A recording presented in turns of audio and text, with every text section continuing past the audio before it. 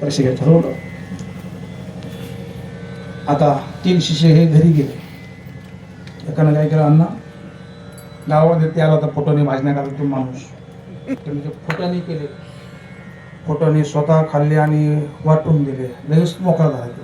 हा एक शिष्य.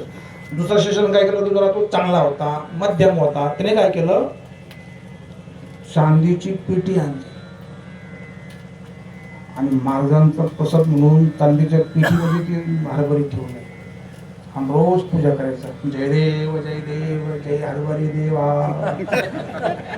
एक वर्षभर आणणार सर त्या पेटी त्याने पूजा केली. पण दुसरा जो शिष्य होता त्याने ते हरभरे घरी नेले.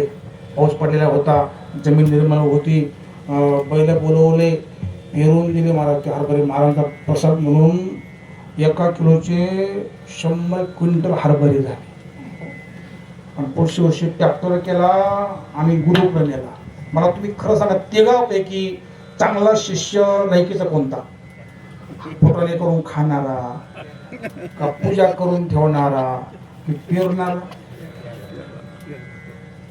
ज्याने पूजा केली तो शिष्य कमी जो रोज पूजा करतो, देवाऱ्यात ठेवतो, चांदीची पेटीत हरभरे ठेवले, रोज पूजा करतो, मग हा बरा की तो बरा? हरभरा.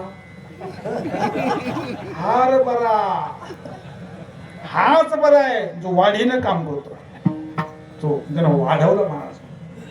वाढवया सुख भक्ती भाव धर्म, वाढवया सुख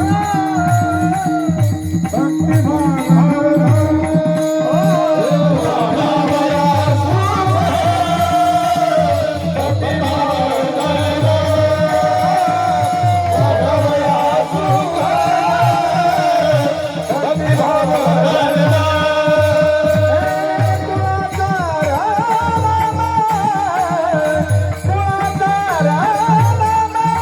Return!